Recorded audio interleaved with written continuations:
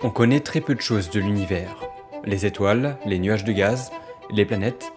Mais l'une des questions les plus fascinantes aujourd'hui, c'est je pense de connaître les limites de l'univers. Est-ce que même il y a une limite? Est-ce qu'il est infini? Ou est-ce qu'il s'arrête à un moment et à un espace donné? Mais mieux encore, est-ce qu'il existe d'autres univers? Ou même un univers comme le nôtre, identique, un univers miroir? Qu'en est-il de cette hypothèse? Qu'est-ce qui nous fait dire que les univers miroirs puissent exister? Juste avant d'entrer dans le vif du sujet, sachez que vous êtes 70% à regarder mes vidéos, à ne pas être abonné à la chaîne. Alors si vous en faites partie, n'hésitez pas à vous abonner, je compte sur vous pour contrebalancer ce pourcentage. Et si vous souhaitez soutenir financièrement la chaîne, voir les vidéos en avant-première, intégrer un groupe de discussion très privé et bénéficier de plein d'autres avantages, eh bien vous pouvez la rejoindre. Alors c'est payant, c'est sous forme d'abonnement et ça contribue à l'évolution de cette chaîne. Et dernière question, après je vous laisse tranquille, c'est juste par curiosité, j'aimerais savoir quel âge vous avez. C'est un peu pour savoir les gens qui regardent mes vidéos, est-ce que vous avez 20 ans, 30 ans, 50 ans? Je sais même qu'il y a des retraités qui regardent mes vidéos, et je trouve ça génial. Bref, dites-moi ça en commentaire. La nature humaine a toujours cherché à découvrir ce qui était inconnu. C'est grâce à ça qu'on a notamment pu découvrir l'existence de certains phénomènes, tels que les trous noirs, les supernovas ou même les galaxies. Mais beaucoup de chemin reste à parcourir pour avoir une vision globale des choses. Pour vous donner un ordre d'idée, on ne connaît qu'environ 5% de l'univers observable. Des éléments constitutifs de notre univers, comme par exemple la matière noire, ou encore l'énergie noire, restent encore de vraies énigmes. Mais avec ce qu'on connaît, on peut déjà faire des suppositions et des hypothèses sur des phénomènes qui ne sont pas complètement compris. Enfin, pour le moment, ce type de théorie nous permettrait peut-être d'éclairer de nouvelles pistes pour répondre à nos questions les plus intrigantes, comme par exemple liées à l'univers en lui-même. Alors aujourd'hui, on en sait plus sur l'univers que nos grands-parents, ça je vous l'accorde, mais on est encore très loin de tout savoir. On sait par exemple que les paramètres ou les règles qui régissent l'univers sont extrêmement précises et complexes. Et c'est aussi grâce à ça que l'univers est aujourd'hui capable d'abriter de la matière, comme les planètes, le gaz et même la vie. Pour en savoir plus sur l'univers, on va donc s'intéresser à son inverse, les univers miroirs.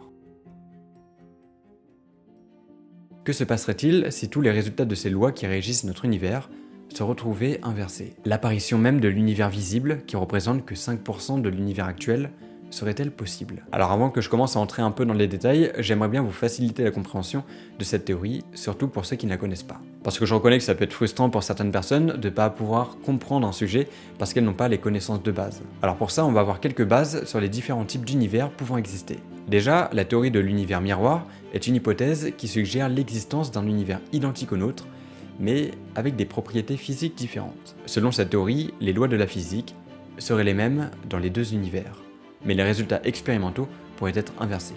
Je m'explique. Si vous lancez une pièce de monnaie dans notre univers, elle tombera soit sur pile, soit sur face. Là-dessus on est d'accord. Mais dans un univers miroir, elle tomberait sur face ou sur pile. Cet exemple suit un principe fondamental en astrophysique qu'on appelle la symétrie CPT. Alors qu'est-ce que c'est? Eh bien, retenez bien ces trois lettres. C pour la charge, P pour la parité, et T pour le temps, parce qu'elles sont hyper importantes pour comprendre la suite. Mais on va reprendre étape par étape, c'est quoi la symétrie? Attention, on va revenir au programme de 4e et 3e, je sais plus trop, mais bon, la symétrie en fait, c'est un concept mathématique qui correspond à la capacité d'un système à ne pas changer, et ce, sous une transformation spécifique. Ça peut être une rotation autour d'un point par exemple, où les lois de la physique sont les mêmes partout dans l'espace. Ça peut être aussi une translation, où les lois physiques sont les mêmes partout dans toutes les directions. Ou alors, ça peut être une réflexion, comme dans un miroir. Ça veut dire que les lois de la physique sont les mêmes lorsqu'on inverse les coordonnées spatiales. C'est-à-dire qu'on inverse le haut et le bas, et la droite et la gauche. Mais concrètement, à quoi ça sert? Eh bien en fait, les symétries servent surtout à simplifier des équations. Elles aident à mieux comprendre les systèmes étudiés et à prédire des phénomènes. D'ailleurs, c'est hyper important en physique des particules, comme a su le démontrer une figure du génie mathématique, Émilie Noether. Elle a découvert un théorème extrêmement puissant qui permet de faire le lien entre les mathématiques et la loi de conservation de la physique, le théorème de Noether. Bon, faisons simple. En gros, ce théorème nous dit que pour chaque symétrie dans les lois de la physique, il y a une quantité qui se conserve. Imaginez une balle lancée en l'air. Elle monte, ralentit, puis redescend. Si vous répétez cette expérience aujourd'hui, demain ou dans un an, les lois physiques resteront les mêmes. Le temps en fait n'affecte pas les règles du jeu. On dit que la physique est invariante dans le temps. Autrement dit, imaginez un terrain de jeu parfaitement plat. Peu importe où vous placez votre ballon sur le terrain, il ne bougera pas spontanément. Cette position sur le terrain correspond à une symétrie spatiale. Et le théorème de Noether relie ça à une loi de conservation. Ici, c'est la loi de conservation de la quantité de mouvement. En réalité, chaque type de symétrie qu'on retrouve dans la nature, donc spatiale ou temporelle, est intimement lié à la propriété conservée. Alors ce concept, il est fondamental en physique, mais venons-en à notre univers et à un tout autre type de symétrie, la symétrie CPT. Alors je l'ai vaguement introduit, mais allons voir ça de plus près. La symétrie CPT résulte de 3 symétries fondamentales. C pour la charge, c'est ce qui associe une particule à son antiparticule, donc l'antimatière, et ce, sans modification de propriété. Donc c'est-à-dire que la masse et autres caractéristiques restent les mêmes. On a ensuite P pour la parité, qui lui associe son image dans un miroir. Donc les propriétés ne changent pas si on inverse de position. Et enfin T pour le temps, qui renverse le sens du temps. Bon, en gros, pour ne pas faire exploser nos cerveaux, on va retenir simplement que la symétrie CPT nous dit que les lois de la physique sont les mêmes si on inverse simultanément la charge, la parité et le temps. Mais avec ça, on a un problème. En fait, plusieurs observations ont démontré que l'univers ne serait pas symétrique, mais asymétrique. Alors pourquoi ? Pourquoi notre univers semble-t-il asymétrique ? Eh bien en fait, cette asymétrie de l'univers, c'est l'un des plus grands mystères de la cosmologie. Et vous allez voir, elle se manifeste dans plusieurs domaines. Déjà, notre univers est majoritairement composé de matière, alors que selon les lois de la physique, la création de l'univers devrait produire autant de matière que d'antimatière. Ça, on l'a découvert en étudiant la plus vieille lumière de l'univers, le fond diffus cosmologique. En fait, en observant bien, on constate que notre univers est dominé par la matière et non par l'antimatière. Mais alors, où est-ce qu'elle est passée, cette antimatière ? Eh bien ça, c'est une question à laquelle on ne peut pas répondre pour le moment. Mais si on reste dans le domaine des asymétries, un autre exemple beaucoup plus frappant, c'est le temps. Parce que oui, le temps semble avancer dans une seule direction, du passé au futur. Ce qui en fait une asymétrie fondamentale. On remarque aussi que de véritables énigmes astrophysiques comme l'énergie noire sont en réalité des témoins de cette asymétrie. Comment ? Eh bien tout simplement parce qu'on le sait. L'énergie noire serait responsable de l'accélération de l'expansion de l'univers. Cette accélération exponentielle suggère un déséquilibre dans la dynamique cosmique. Comme on a pu le voir, on retrouve ces asymétries partout, à toutes les échelles, y compris dans le monde de l'infiniment petit, avec une asymétrie au niveau des particules. Et si vous voulez plus d'informations sur le sujet, j'ai fait une vidéo sur la mécanique quantique où je résume entièrement ce que c'est, et ouais, plutôt pas mal. Bref, alors comment on sait ça ? Quand des particules se désintègrent, les physiciens observaient que certaines lois fondamentales de la physique étaient violées, dans des conditions précises. C'est ce qu'on peut constater, on voit que l'interaction faible, par exemple, brise des symétries fondamentales. Par exemple, elles peuvent privilégier un sens dans l'espace ou dans le temps, c'est ce qu'on appelle la violation de la symétrie CP, c'est-à-dire charge et parité. En réalité, cette force fondamentale est responsable des désintégrations radioactives communes dans le cœur des étoiles. Mais un point plutôt intéressant, elle distingue la gauche de la droite, donc la parité, et le passé du futur, donc le temps. Par exemple, les neutrinos produits dans ces interactions tournent toujours dans une direction spécifique, une propriété que leur force fondamentale ne partage pas. Et cette asymétrie, elle est liée à des concepts comme la violation CP qu'on observe dans certaines particules, comme les neutrinos. Et ce type de violation-là, il pourrait expliquer pourquoi l'univers est dominé par la matière. Mais en parlant d'univers, si les déséquilibres qu'on vient de citer ne nous impactent pas, est-ce qu'ils sont réellement déséquilibrés ? Eh bien, c'est là que l'idée d'un univers miroir entre en jeu. Parce que selon certaines théories, ce que nous percevons comme un déséquilibre pourrait être compensé par un univers parallèle, où les lois de la physique sont inversées. Dans cet univers miroir, la matière et l'antimatière seraient échangées, et les interactions violeraient la symétrie CP dans l'autre sens. Ça signifie que les asymétries que nous observons ici seraient équilibrées par celles de cet univers miroir. Alors de quoi parle-t-on exactement avec les univers miroirs ? Bon, alors comme je l'ai dit tout à l'heure, les univers miroirs sont une hypothèse qui repose sur des extensions de la physique standard. Alors déjà, si on considère l'univers dans son ensemble, certaines théories suggèrent, comme on va le voir, qu'il doit respecter une symétrie CPT. Ça implique qu'un univers miroir pourrait corriger les asymétries du nôtre. Mais c'est pas tout, puisqu'un univers miroir pourrait interagir très faiblement avec le nôtre. Ce qui expliquerait pourquoi nous ne le percevons pas directement. Et donc, qu'est-ce que ça signifie pour notre compréhension de l'univers ?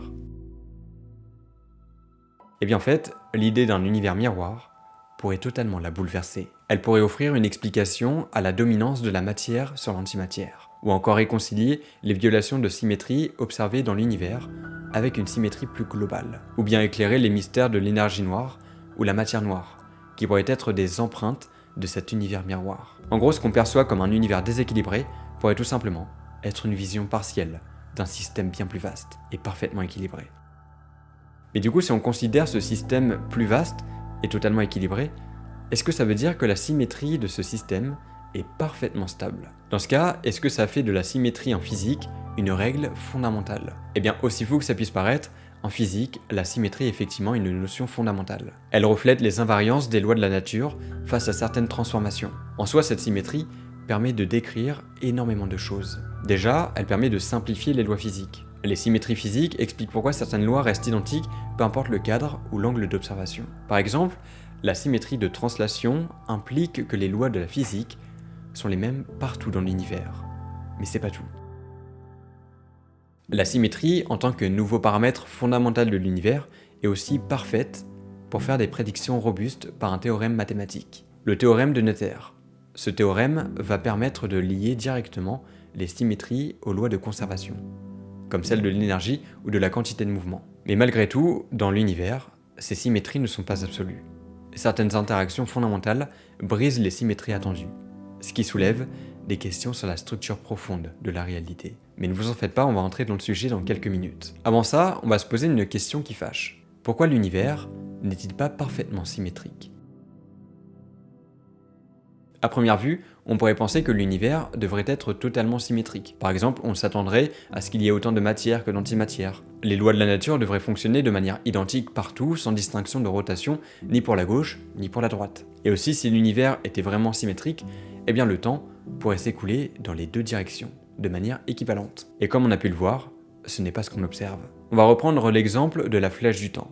Le temps semble avancer dans une seule direction, vers le futur. Ce phénomène est lié à la croissance de l'entropie, c'est-à-dire le désordre dans l'univers, mais il brise la symétrie temporelle. Pour vous donner un exemple de ce qu'est l'entropie, imaginez une tasse de lait. Vous y mettez du cacao dedans, la poudre de cacao, et vous mélangez. Ça en fait un chocolat chaud, ou froid, ça dépend si vous le buvez chaud ou froid. Mais justement, c'est ça l'entropie. On va pas pouvoir récupérer le cacao du lait pour en faire finalement une simple tasse de lait. Entre guillemets, c'est un peu trop tard, et l'entropie a dirigé cette tasse de lait vers le désordre. Bref, et donc c'est pareil avec l'univers qui brise du coup la symétrie temporelle. On peut pas aller dans le sens inverse. On a pu voir aussi un déséquilibre matière-antimatière. Bon alors pour pas paraphraser, l'univers est dominé en fait par la matière, alors que les théories suggèrent que la création de l'univers aurait dû produire autant de matière que d'antimatière. C'est d'ailleurs un des plus grands mystères actuels de la physique. Et j'irai même plus loin en disant que certaines interactions fondamentales brisent ces symétries. On l'a vu, l'interaction faible qui gouverne certains processus, comme la désintégration radioactive, préfère un sens à un autre. C'est ce que les physiciens ont pu observer dans les désintégrations de certaines particules, montrant alors que l'univers a une préférence pour une main. En fait, cette désintégration favoriserait certaines particules gauches plutôt que leurs images droites. Mais qu'est-ce que ça veut dire concrètement? Pourquoi l'univers préfère une main? Bon alors, au niveau syntaxique, l'idée de main ou de préférence vient de violation de symétrie observée. Et ces préférences, entre guillemets, elles surviennent quand on parle de l'asymétrie dans l'interaction faible. L'interaction faible ne traite pas les particules de la même manière, selon qu'elles tournent à gauche ou à droite. Par exemple, les neutrinos produits par cette interaction sont toujours gauches. C'est ce qu'on appelle la chiralité gauche, mais on aura l'occasion d'y revenir après. Ces préférences donc surviennent aussi pour expliquer pourquoi il y a plus de matière que d'antimatière. Parce que pour expliquer ce déséquilibre essentiel à la matière, les scientifiques suggèrent que les processus asymétriques dans l'univers primordial ont permis à la matière de dominer. Et bien sûr, on peut voir que notre propre univers a une main dans sa propre disposition. Vous allez comprendre. Même à grande échelle, l'univers n'est pas parfaitement homogène et isotrope. C'est-à-dire qu'il n'est pas exactement égal dans toutes les directions de l'espace. Parce que oui, malgré leur beauté, les galaxies, les amas, les grandes structures révèlent des irrégularités subtiles, mais cruciales. C'est ce qu'on appelle les brisures de symétrie observée. En gros, la symétrie est une règle fondamentale qui guide la compréhension des lois physiques. Ça, on en parle depuis le début de la vidéo. Mais les brisures de symétrie observée, même rares, jouent un rôle crucial dans l'évolution de la structure de l'univers. Elles permettent de comprendre pourquoi notre cosmos est tel qu'il est, un lieu riche en complexité où des préférences apparentes comme celle pour une main façonnent tout, des particules subatomiques aux galaxies.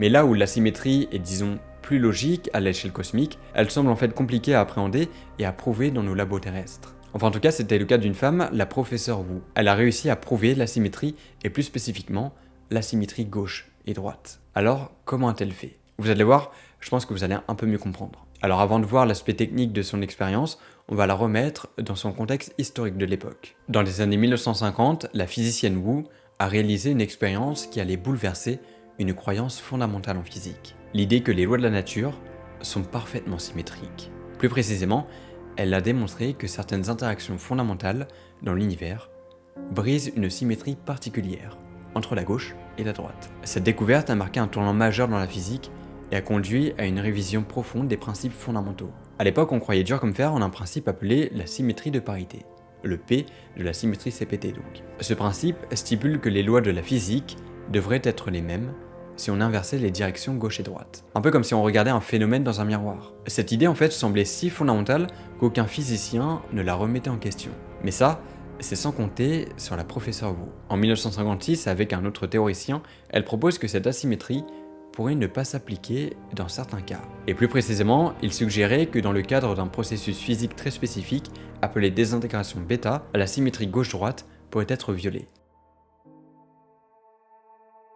Alors pour faire simple, la désintégration bêta, c'est un type de transformation nucléaire très répandue dans l'univers. Et c'est pour prouver son idée que la communauté scientifique a demandé à la professeure Wu de la tester. Mais du coup, comment est-ce qu'elle a fait? Eh bien déjà, l'objectif de son expérience était de tester si la désintégration bêta respecte ou non la symétrie gauche-droite. Alors en fait, Wu a utilisé des atomes de cobalt-60, des isotopes radioactifs, qui émettent des particules lorsqu'ils se désintègrent. Ces atomes ont été refroidis à des températures extrêmement basses, proches du zéro absolu, et soumis à un champ magnétique intense pour aligner leur rotation, c'est-à-dire leur direction préférée de rotation, en gros. Et les observations de cette expérience ont révolutionné la compréhension de la physique moderne. En fait, pendant la désintégration bêta, des particules émises par les cobalt-60 avaient une préférence claire pour une direction par rapport à l'axe de rotation de l'atome. Au lieu de se répartir uniformément dans toutes les directions, elles étaient émises préférentiellement dans une direction particulière. Comme si la nature choisissait un peu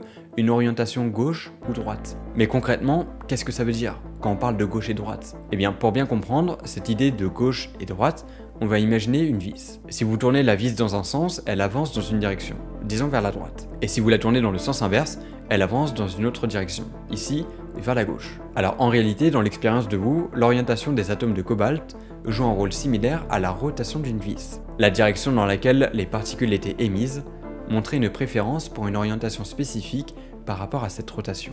Et dans cette expérience, Wu a observé que cette rotation était plus vers la gauche que vers la droite. Et c'est ici qu'est né le principe de la tendance gauchère de l'univers. Comme si l'univers avait une préférence pour une main plutôt qu'une autre. Par son expérience, Wu a prouvé que l'univers n'est pas toujours neutre entre la gauche et la droite. Et donc, dans le cadre de la désintégration bêta, on sait qu'une symétrie fondamentale existe. Ce qui signifie que la symétrie de parité peut être violée. Avant cette expérience, on pensait que les lois de la physique étaient parfaitement symétriques dans un miroir. Mais Wu a montré qu'il y a des situations où l'univers sait qu'est-ce que la gauche et qu'est-ce que la droite. Et il privilégie un côté. Mais là, avant qu'on dépasse le stade de la simple théorie, elle vient de prouver la méthode expérimentale, donc par A plus B, que l'univers n'est pas symétrique. Et qu'est-ce que ça change concrètement? Eh bah, ça crée un bouleversement physique. Contrairement à ce qu'on pensait à l'époque, la symétrie de parité n'est pas une règle absolue. Ce qui a poussé les physiciens à revoir leur théorie fondamentale. Ça leur a permis de revoir les applications possibles de la physique dans le monde des particules. Et cette asymétrie a justement ouvert la voie à des découvertes dans la physique des particules, et à une meilleure compréhension des forces fondamentales, notamment de l'interaction faible du coup. En bref, grâce à la professeure Wu, nous savons aujourd'hui que l'univers n'est pas parfaitement symétrique. Et cette asymétrie est l'un des indices qui nous permettent de mieux comprendre les règles profondes qui régissent le cosmos. Mais quand on regarde l'univers dans son entièreté, il n'y a pas de symétrie CPT, il y a d'autres types de symétrie, et donc potentiellement d'autres asymétries.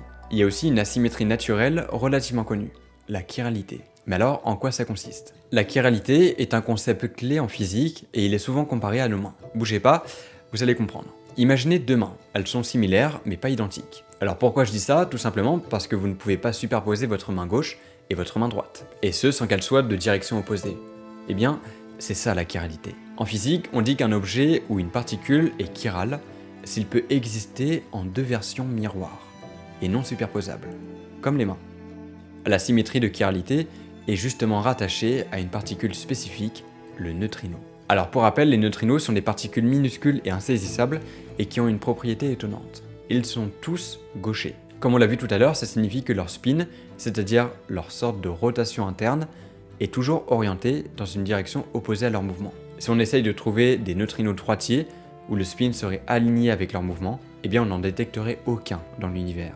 En d'autres termes, les neutrinos ont une chiralité préférée, ils préfèrent être gauchers. Mais pourquoi cette préférence pour la gauche ? Bien, la raison pour laquelle les neutrinos sont exclusivement gauchers, elle est liée à une des forces fondamentales de la nature, l'interaction faible. Alors comme on l'a vu en début de vidéo, cette force, responsable de phénomènes comme la désintégration radioactive, est la seule à ne pas respecter la symétrie gauche-droite, ou la parité. Ça signifie que dans le cadre de l'interaction faible, l'univers favorise la chiralité gauche pour les neutrinos. Comme si l'univers était un danseur qui ne savait tourner qu'à gauche lors d'un certain type de danse. Eh bien les neutrinos suivent cette règle stricte lorsqu'ils interagissent avec d'autres particules. Et donc, s'il existe des neutrinos à tendance gauchère, il doit forcément exister des neutrinos à tendance droitière. D'un point de vue strictement théorique, on pourrait s'attendre à ce qu'il existe des neutrinos droitiers, comme une main droite qui se reflète avec la gauche. Mais pourquoi on ne les observe pas ? Eh bien déjà, ils pourraient ne pas exister du tout. Certaines théories suggèrent que les neutrinos droitiers sont inutiles dans le modèle actuel de l'univers, et donc qu'ils n'existent pas. Autre possibilité, ils pourraient tout simplement être invisibles pour nous. Parce que si les neutrinos droitiers interagissent extrêmement faiblement, ou pas du tout avec la matière, nos instruments actuels ne pourraient pas les détecter. Et bien évidemment, dernière possibilité, vous l'aurez compris, ils pourraient être juste liés à des phénomènes plus vastes. Dans certaines théories, comme la théorie des cordes ou les modèles d'univers miroir, les neutrinos droitiers pourraient être associés à d'autres dimensions ou univers parallèles. Cette absence de neutrinos droitiers soulève des questions fascinantes. Pourquoi l'univers favorise-t-il la gauche ? Est-ce que c'est une propriété fondamentale de la nature ou un résultat de conditions spécifiques du Big Bang ? Alors pour répondre à cette question, il faudrait continuer d'étudier ces phénomènes encore mal compris. Quoi qu'il en soit, ces découvertes ont mis en lumière l'asymétrie fondamentale de l'univers. En bref, la chiralité des neutrinos est une très grosse manifestation de l'asymétrie de notre univers. En favorisant les neutrinos gauchers, l'univers nous rappelle qu'il n'est pas toujours symétrique ni neutre. Et cette particularité pourrait cacher des secrets encore plus profonds sur sa nature et son évolution. Bon, du coup cette tendance gauchère nous prouve bien qu'il existe un réel déséquilibre dans l'univers. Parce que comme on vient de le voir, l'asymétrie dans notre univers soulève une question intrigante. Si certaines lois fondamentales de la physique semblent privilégier une direction plutôt qu'une autre, où est passé l'équilibre ? Est-ce qu'on peut compenser ce déséquilibre ? Et si cet équilibre existait dans un univers miroir ou jumeau inversé d'une autre ? Vous allez voir, l'idée a beau être fascinante, elle n'est pas toujours simple pour autant. Bon alors notre univers pourrait être asymétrique, mais il pourrait exister un univers miroir, où tout serait inversé de manière précise. Là où les particules comme les neutrinos ont une tendance gauchère dans notre univers, elles pourraient avoir une tendance droitière dans cet univers miroir, ce qui équilibrerait cette symétrie. Rien qu'avec cet exemple, on vient de montrer que si on considère la symétrie, et notamment la symétrie CPT, comme étant un paramètre fondamental de l'univers, alors on doit inclure l'idée d'un univers miroir pour pallier l'asymétrie de notre propre univers. Mais ce miroir ne se limite pas à la chiralité. Les charges électriques, les directions du temps et même les interactions fondamentales pourraient être inversées. C'est ici que la notion CPT entre en jeu. Bon, comme on a pu le voir en début de vidéo, la symétrie CPT, c'est une règle fondamentale de la physique. Alors, je le rappelle encore une fois, le C pour la charge, le P pour la parité et le T pour le temps. Selon cette symétrie, même si notre univers semble briser certaines lois comme la parité ou encore la symétrie temporelle, l'ensemble des lois fondamentales doivent rester intactes quand on applique ces trois transformations simultanément. Ça veut dire qu'un univers miroir respecterait la symétrie CPT, en inversant toutes les propriétés. Mais alors, à quoi ça ressemblerait ? Déjà, le temps serait inversé. Dans cet univers, le temps pourrait sembler reculer par rapport au nôtre. Mais pour ses habitants, s'il y en a, ils avanceraient naturellement. Les particules aussi seraient inversées, parce que comme on vient de le voir, les particules de notre univers ont une tendance gauchère, comme le neutrino qu'on a vu un peu plus tôt. Ce qui veut dire que pour équilibrer ça, ces mêmes particules seraient droitières dans cet autre univers. Et bien sûr, les forces fondamentales seraient grandement chamboulées. Si on prend l'exemple de l'interaction faible, dans le cas où ce type d'interaction favorise une chiralité dans notre univers, elle favoriserait l'inverse dans l'univers miroir. Mais est-ce qu'il n'y a pas une autre façon d'équilibrer ces asymétries de notre univers ? Par là, je veux dire, pourquoi penser à un univers miroir systématiquement ? Eh bien, comme on a pu le voir dans cette vidéo, l'idée d'un univers miroir permettrait de réconcilier ces asymétries observées. En fait, de manière globale, si on considère deux univers ensemble, l'équilibre serait restauré. Et aussi, le fait de parler d'un univers miroir nous permet de tester la symétrie CPT. Eh bien oui, parce qu'on découvre des preuves indirectes de cet univers miroir, comme par exemple des anomalies dans le comportement des particules. Ça renforcerait l'idée que la symétrie CPT est une loi fondamentale. En gros, si notre univers semble briser certaines symétries, un univers miroir pourrait agir en contrepoids, respectant ainsi une symétrie plus large, celle de la CPT. Cette hypothèse, même si elle est purement spéculative, pourrait répondre à une question profonde. Pourquoi l'univers est-il déséquilibré? Ou encore, où se trouve l'équilibre caché? En vérité, peut-être que la clé pour comprendre notre propre univers réside dans son reflet invisible, dans ce mystérieux jumeau cosmique hypothétique. Et je pense que vous l'avez remarqué, mais on parle beaucoup de la symétrie CPT. En fait, la symétrie CPT, c'est pas une simple curiosité théorique, c'est vraiment une pierre angulaire de la physique moderne. Elle repose sur des principes fondamentaux et joue un rôle central dans notre compréhension des lois de l'univers. Et bien déjà, si la symétrie CPT est brisée, on va subir un bouleversement et un effondrement total des lois fondamentales. Parce qu'en réalité, la physique actuelle repose sur l'idée que la symétrie CPT est inviolable. Si cette symétrie était réellement brisée, ça impliquerait que nos modèles actuels sont incomplets, voire erronés. Ça remettrait en question des principes de base comme la conservation de l'énergie, ou même l'invariance des lois physiques dans différents cadres de référence. Et puis surtout, qui dit symétrie CPT brisée, dit univers déséquilibré. Parce que sans cette symétrie CPT, l'univers pourrait apparaître fondamentalement asymétrique et désordonné.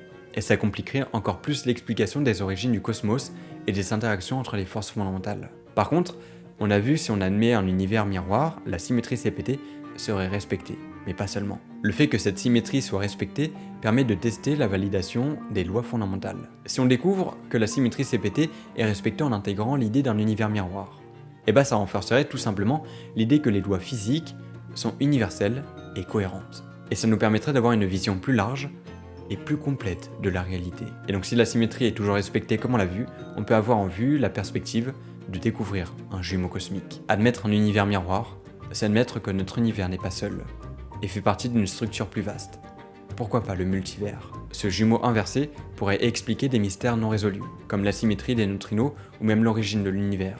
Mais pourquoi est-ce si fascinant? Bon, on a vu qu'avec nos moyens actuels, supposer une symétrie parfaite dans l'univers, c'est en quelque sorte admettre l'existence d'un univers miroir au nôtre. Et même si cette idée donne un peu le vertige, elle ouvre une fenêtre sur une nouvelle physique.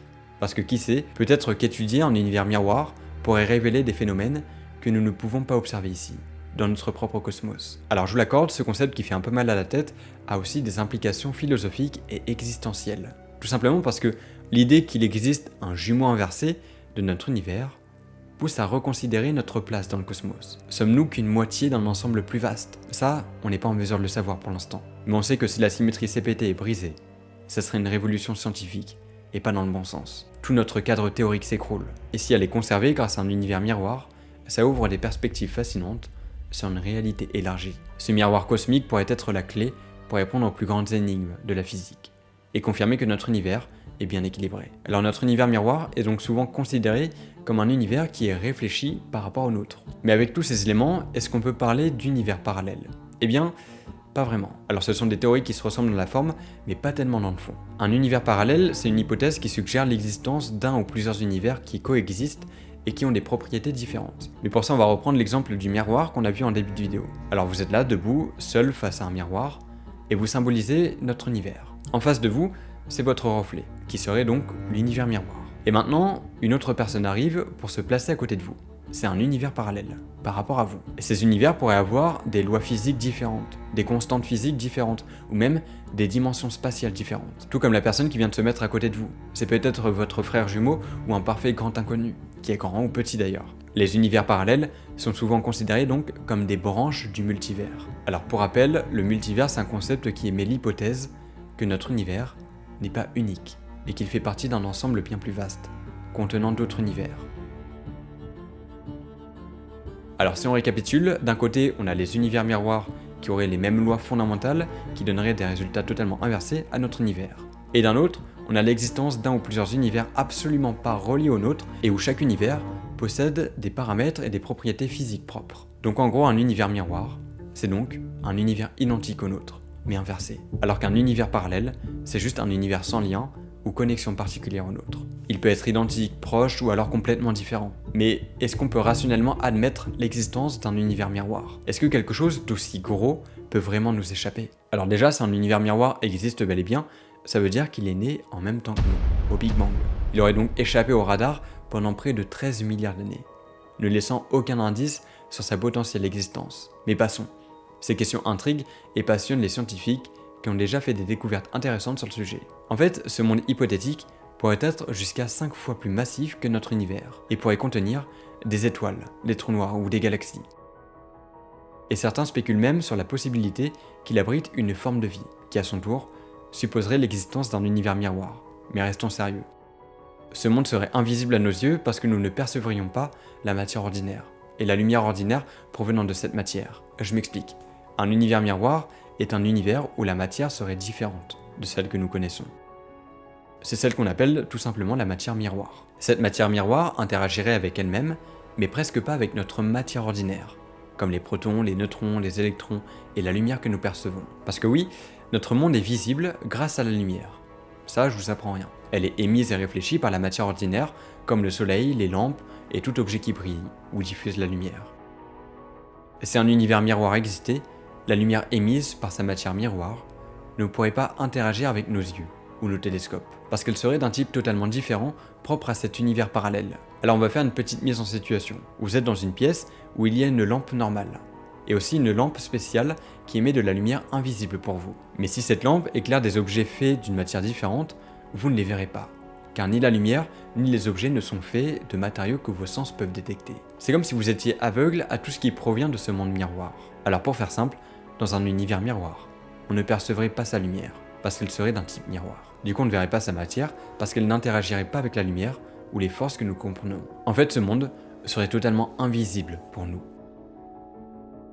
Mais ce n'est pas parce qu'on ne le voit pas qu'elle n'a aucun impact pour autant. Et oui, parce que malgré une invisibilité totale, un univers miroir pourrait interagir avec notre univers, à travers la gravité. Alors cette idée, elle est très soutenue par Kip Thorne, le physicien d'Interstellar, qui a modélisé pour la première fois un trou noir représentatif et qui lui a valu un prix Nobel. Selon lui et une poignée d'autres astrophysiciens, la gravité est la seule force ou interaction permettant de relier des univers miroirs entre eux. Imaginez une planète semblant orbiter autour de rien, mais qui en réalité tourne autour d'une étoile miroir invisible. De quoi chambouler toutes nos croyances actuelles sur la gravité.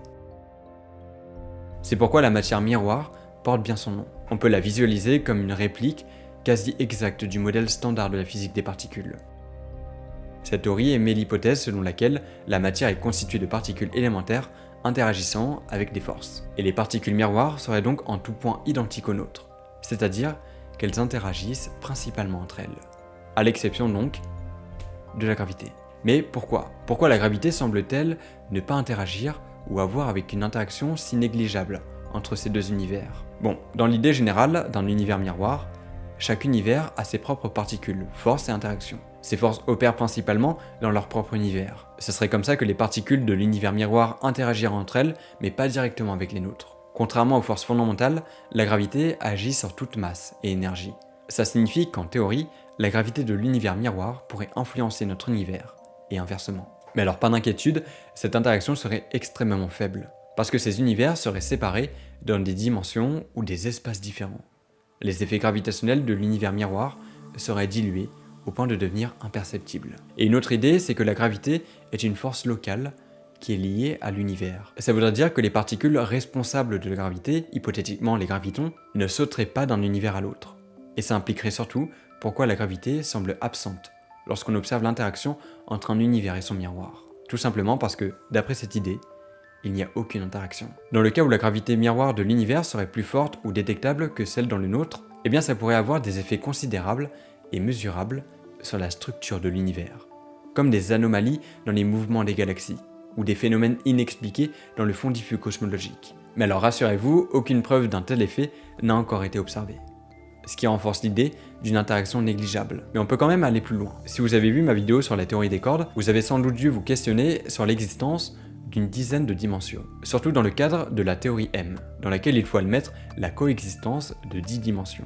Notre univers n'étant composé que de 4 dimensions connues pour le moment, hauteur, largeur, profondeur et une dimension de temps, On pourrait supposer que notre univers miroir est doté des 6 dimensions restantes. En fait, cet anti-univers est proposé comme l'exact opposé au nôtre, avec des particules ayant des charges opposées, et un écoulement du temps à l'envers à partir du Big Bang. Donc ça serait pas complètement incohérent qu'il y ait une forme de complétion entre les deux univers. Le nôtre est tel qu'on le connaît et notre anti-univers serait fait de matière noire et des 6 dimensions restantes, qui pourraient valider la fameuse théorie des cordes. Mais une question demeure sur l'origine d'un potentiel anti-univers. Alors remontons le temps jusqu'à la plus grosse explosion d'énergie connue à ce jour, le Big Bang, et posons une simple question. Comment 2 univers ont pu émerger simultanément? Eh bien, un peu comme j'ai essayé de vous le démontrer tout au long de cette vidéo, certains scientifiques avancent avec l'idée que notre univers possède un jumeau, qui s'étendrait donc dans le sens inverse du nôtre, à partir du Big Bang. Tous deux existeraient pour maintenir la symétrie CPT. D'après leur théorie, les chercheurs pensent que l'univers avant le Big Bang et l'univers après peuvent être envisagés comme une paire d'univers anti-univers, émergeant directement dans l'air chaude, dominé par le rayonnement que nous observons dans le passé. Imaginez une flèche pointée vers le futur, c'est notre univers, et une autre qui pointe vers le passé, l'anti-univers. Les deux univers seraient alors comme des reflets l'un de l'autre, respectant une symétrie parfaite à travers le Big Bang. L'univers que nous observons contient de la matière que nous connaissons. L'anti-univers, lui, serait composé d'antimatière, qui évoluerait dans le sens inverse du temps, mais il suivrait des lois physiques similaires. Les chercheurs ont proposé ce modèle pour expliquer certains phénomènes inexpliqués, comme la faible quantité d'antimatière observée dans notre propre univers, ou encore les propriétés de la matière noire ou de l'énergie noire. Ce modèle donc élimine les besoins de l'air de Planck ou d'une singularité infinie au moment du Big Bang. Au lieu de ça, il y a une proposition de transition naturelle entre les deux univers, qui se joignent dans un état chaud et dense, dominé par le rayonnement comme le fond diffus cosmologique. Ce modèle fait du Big Bang non pas un début absolu, mais un point de symétrie entre deux univers opposés dans le temps. Il ouvre une nouvelle façon de penser à l'histoire et à la structure de l'univers, tout en restant ancré dans les lois fondamentales de la physique. Et même si l'idée d'un univers miroir évoluant en sens inverse peut sembler un peu dingue et tirée d'un film de science-fiction, elle offre une implication importante. Par exemple, elle fournirait une explication crédible à des questions cosmologiques non résolues, comme le modèle cosmologique de l'inflation, qui propose une expansion très rapide de l'univers après le Big Bang.